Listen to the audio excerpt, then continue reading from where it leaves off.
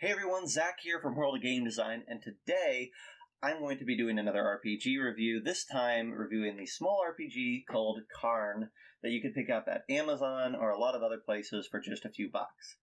It's a 20-page zine. It is incredibly dense, incredibly robust, and just a great little system that actually you can also design for if you have the inclination to do so.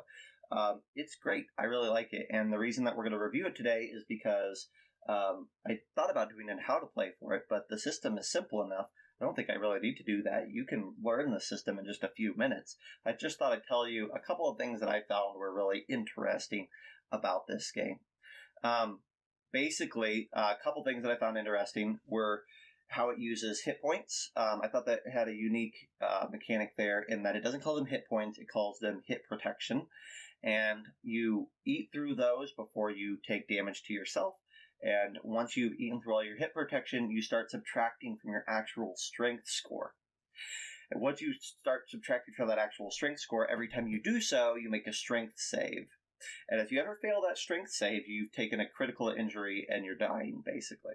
I thought that was very cool, that health is very loose and very, very simplified there and tied to a strength score getting reduced. Typically, that strength score can be recharged in various ways by magical healing or extended rest or the like. The other thing that I found cool was the idea of how it tracks inventory. This is a more old school game. You track your inventory, how much you can carry, yada, yada, yada. You have 10 slots of what you can carry, and you even have like 2 armor slots. And so you could either have a belt and a breastplate, or a belt and a shield, or a breastplate and a helm, whatever. You could have a combination of 2. But you have 10 inventory slots in total. And if you ever reach that full 10, if you ever max out your inventory, you're basically encumbered, at which point you don't get to count any of your hit protection. And just any amount of hits are going to start eating away at your strength score. I thought that was pretty cool. Like the idea of like you're weighed down, you can't dodge anything. You have no ability to resist attack, so you just take the damage. So inventory mixing with health, I thought was kind of a unique idea there. Fatigue is another thing that can happen when you don't have resources like food or water, or you're not taking rest like you should.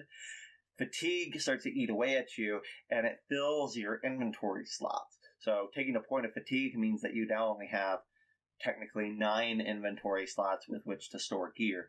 Taking another point of fatigue takes away another slot. I thought that was cool as well. It's a nice way of communicating fatigue.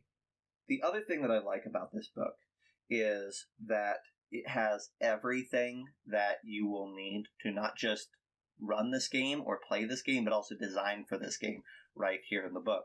So a part of it is it talks about monsters, and it gives you a collection of like 6 monsters here, and they're really short, really easy to run.